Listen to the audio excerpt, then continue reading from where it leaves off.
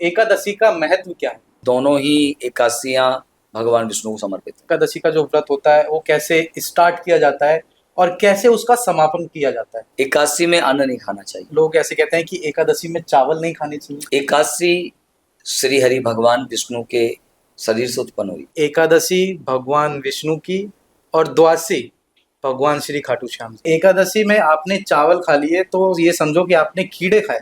कि जो भक्त एकादशी में चावल का भक्षण करते हैं तो एक मांसाहार का भक्षण करना हो गया।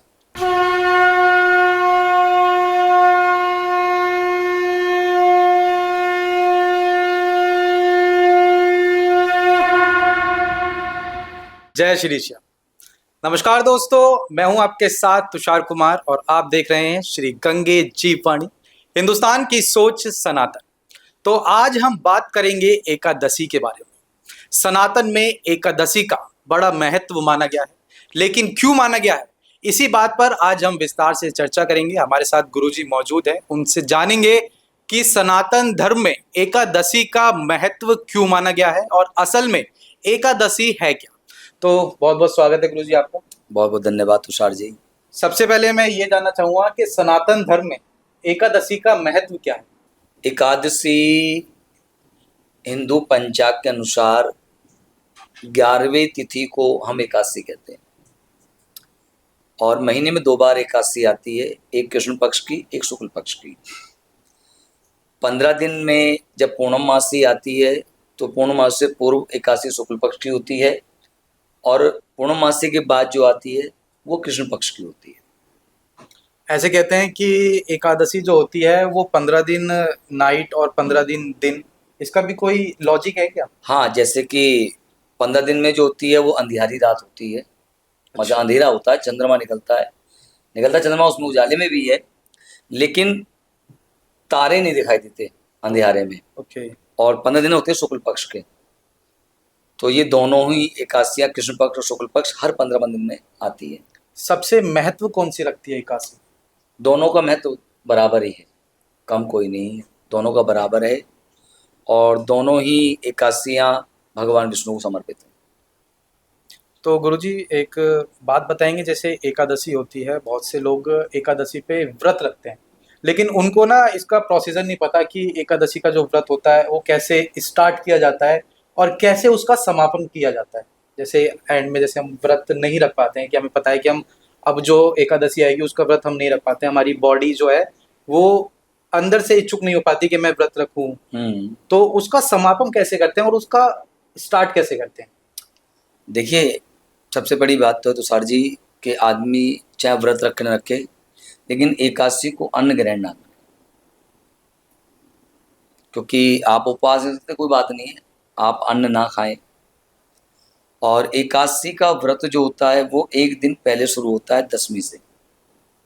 दशमी की शाम को हमें सब कुछ त्यागना पड़ता है, जो भोजन वगैरह है, भोजन का त्याग करके पूरे दिन एकादशी व्रत रखते हैं। फिर अगले नेक्स्ट दिन एकादशी के बाद द्वादशी आती है, उस द्वादशी में हम लोग व्रत को पूर्ण करते हैं। और उसमें फिर जैसा मान लीजिए कोई सूखा दान करता है, कोई जल का दान करता है, तो उसका ये विधि का विधान है कि आप अन्न का दान कर सकते हैं, सूखे अन्न का, या भोजन दान कर सकते हैं मंदिर में जा कर के, या जल का मट्टी कलश लेकर उसमें दान कर सकते हैं। तो उससे आपका वो एकादशी का व्रत पूर्ण होता है। एकादशी के व्रत में खाना क्या चाहिए और क्या नहीं खाना चाहिए? एकादशी में अन्न नहीं खाना चाहिए, बाकी हम कुछ भी खा सकते फल खा सकते हैं, दूध पी सकते हैं, आप जल ग्रहण कर सकते हैं, जो कि व्रत में चलती हैं। रबड़ी है, रबड़ी खाओ, लस्सी पियो। गुरुजी, मतलब बहुत से लोग ऐसे कहते हैं कि एकादशी में चावल नहीं खाने चाहिए। हाँ, बहुत बड़ा महत्व है। जो एकादशी में चावल खाते हैं उन्हें कीट योनि, मतलब कीड़ा योनि भुगतनी पड़ती है। ऐसा क्यों? आप एकादशी में तो ये तो विधि का विधान है कि जो भक्त एकादशी में चावल का भक्षण करते हैं तो एक मांसाहार का भक्षण करना होगा। अच्छा गुरुजी, मैं ये जानना चाहूंगा कि ये एकादशी उत्पन्न कैसे हुई, बनी कैसे एकादशी? हाँ, ये बहुत अच्छा सवाल किया तुषार जी आपने। एकादशी श्री हरि भगवान विष्णु के शरीर से उत्पन्न हुई और एकादशी देवी जब उत्पन्न हुई तो उन्होंने मुर नामक दैत्य का नाश किया, संहार किया। और उस दिन से फिर एकादशी हम लोग मनाते हैं। और एकादशी भगवान विष्णु और लक्ष्मी जी को बड़ी प्रिय है। और जो भक्तजन एकादशी का व्रत करते हैं उन्हें भगवान विष्णु के साथ साथ माता महालक्ष्मी की भी कृपा होती है। और एकादशी का व्रत करने से कौन सा फल मिलता है? लक्ष्मी जी तो मिलती हैं, साथ में उनके पितृ देवताओं को उनका आशीर्वाद मिलता है। एकादशी का व्रत करने से मोक्ष की प्राप्ति होती है। एकादशी का व्रत करने से गोलोक धाम की प्राप्ति होती है। और भगवान विष्णु की उस भक्त पे इतनी विशेष कृपा हो जाती है कि सीधा वो मोक्ष को प्राप्त होता है। तो यानी एकादशी भगवान विष्णु की और द्वादशी भगवान श्री खाटू श्याम जी। हाँ, ये भी कह सकते हैं आप, क्योंकि ना तो हमारे बाबा अलग है ना हमारे विष्णु जी अलग है, एक ही है। क्योंकि जिसने अपनी प्रॉपर्टी पूरा नाम उनको दे दिया हो तो भैया मालिक तो वही रहेगा ना, है। तो बाबा श्याम की जो एकादशी है वो शुक्ल पक्ष में हम लोग मनाते हैं, क्योंकि बाबा शुक्ल पक्ष में ही खाटू नगरी में आए थे और धाम बना उस दिन, और द्वादशी के अंदर बाबा को विराजमान किया था खाटू नगरी में। तो वहाँ बाबा की 11 हम लोग शुक्ल पक्ष में मनाते हैं।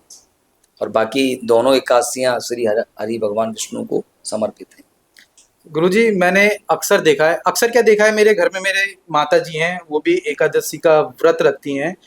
वो सुबह उठती हैं, स्नान करती हैं, उसके बाद तुलसी माता की पूजा करती हैं।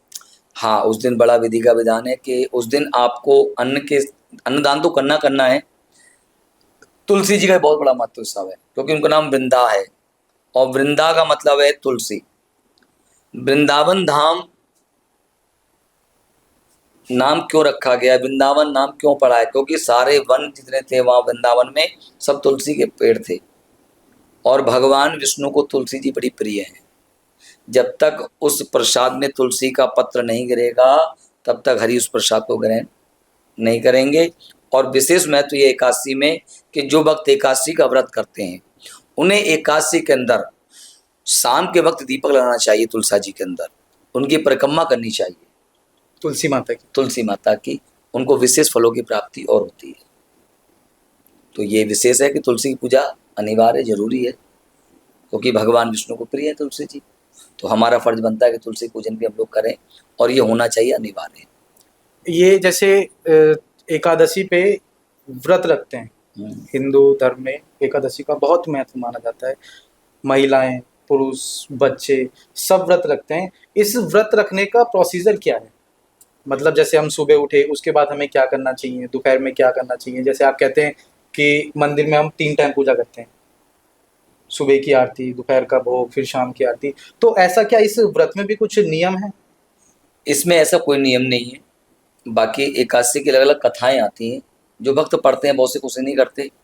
लेकिन सुबह आप भगवान विष्णु की पूजा करें, माता महालक्ष्मी की पूजन करें, तुलसी जी का पूजन करें, सूर्य को जल दें और भजन करें, कीर्तन करें, मंदिरों में जाएं, कीर्तन करें, संकीर्तन करें, हरि दर्शन करें। और इसको करने से आपको मोक्ष की प्राप्ति होगी। इसलिए एकादशी में कोई ऐसा विशेष महत्व नहीं कि मुझे कुछ विशेष कुछ करना है। हरि नाम का जाप कर सकते हैं आप गुरु मुखी हैं तो गुरु मंत्र का जाप कर सकते हैं उस दिन, नहीं तो भगवान विष्णु की आराधना कीजिए, ये कीर्तन कीजिए, माँ लक्ष्मी का पूजन कीजिए, तुलसा जी का पूजन कीजिए, सूर्य को जल दीजिए, गऊओं को रोटी दे करके आइए, हाथों से जल बांटिए। क्योंकि अन्न का दान नहीं कर सकते हम एकादशी में, अन्न निषेध है, दान करना भी और खाना भी।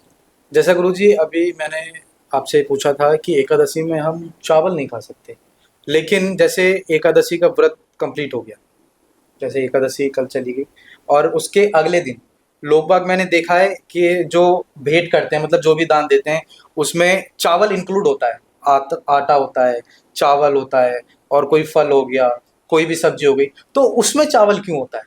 हाँ, ये बात बहुत अच्छी पूछी। देखिए, शास्त्रों के अनुसार हमें केवल द्वादशी को दान करना चाहिए। बहुत से भक्त मामस में भी करते हैं दान, पूर्णमास में भी करते हैं, लेकिन जो भक्त एकादशी में दान करते हैं ना अन्न का, तो यही महत्व बताया गया है कि जैसे हम एकादशी का व्रत करते हैं, व्रत करने के बाद हमें कुछ ना कुछ दान करना चाहिए द्वादशी में।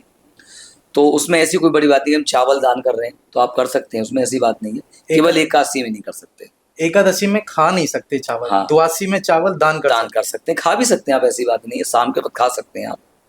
अच्छा।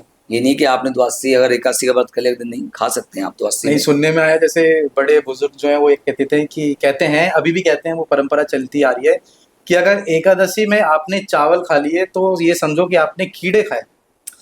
कीड़ा खाता नहीं है, कीट योनि भुगतनी पड़ती है हमें। अच्छा।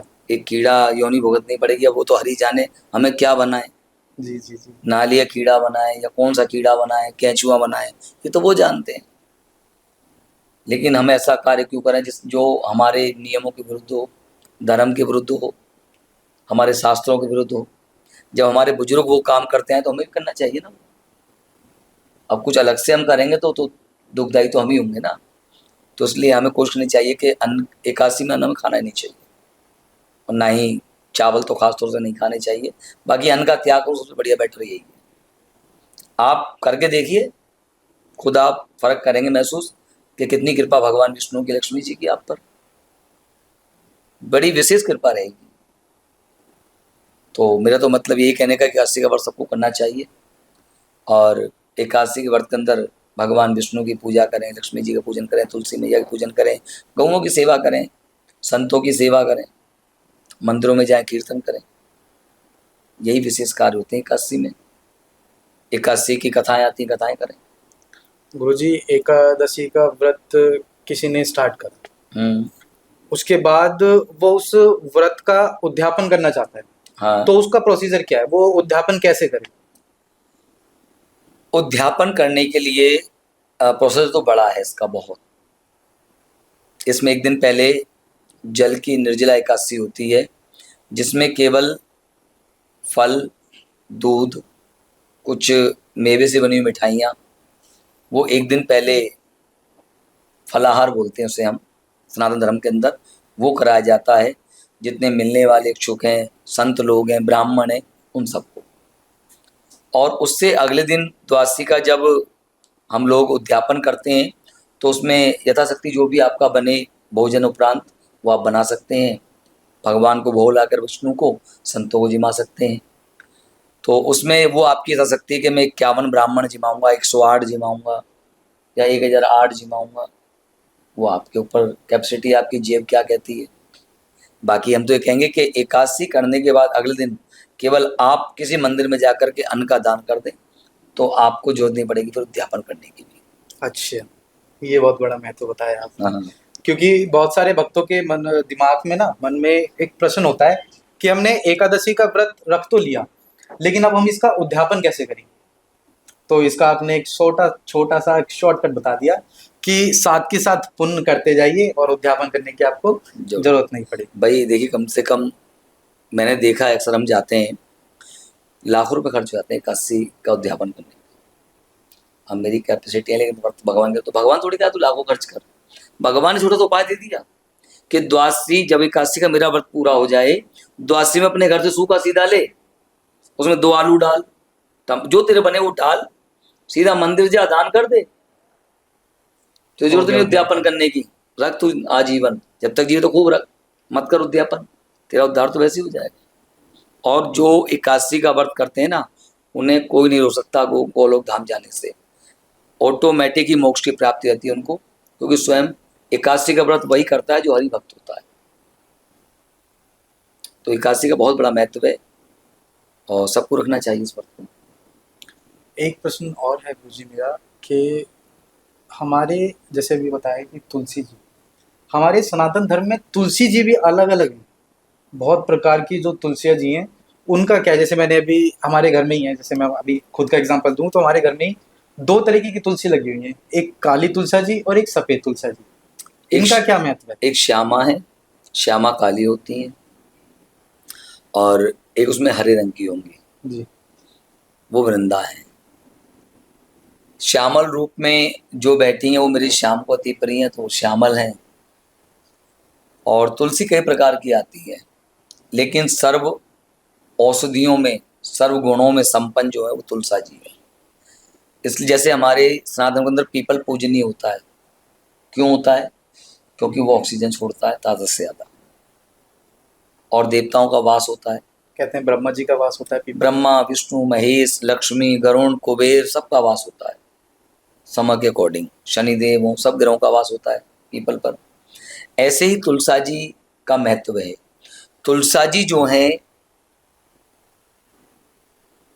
वो इतनी सर्वगुण औषधि हैं कि अगर आप खाली पेट वैसे तुलसा जी खाओगे ना तो एंटीबायोटिक का काम करेगा आपका वो पत्ता पूरे शरीर में, इतनी पावरफुल है। और जो इतनी पावरफुल चीज़ सामने है, भगवान से क्यों नहीं ग्रहण करेंगे अभी? इसलिए भगवान ग्रहण करते हैं तुलसी को, इसलिए प्रिय है उनको। तो तुलसा जी कई प्रकार की होती हैं, कभी लाल तुलसा भी आती है, सांवली भी आती हैं, हरे रंग की तुलसा जी भी होती हैं, कुछ छोटे पत्तों की होती, कुछ बड़े पत्तों की होती है। तुलसा तो कई प्रकार की है। सबसे महत्व कौन सी, क्या नाम है उन तुलसा जी? घर में दो ही तुलसी लगाते हैं, एक श्यामा लगाते हैं और एक वृंदा तुलसा होती है, वो लगाते हैं हरे रंग की जो होती है।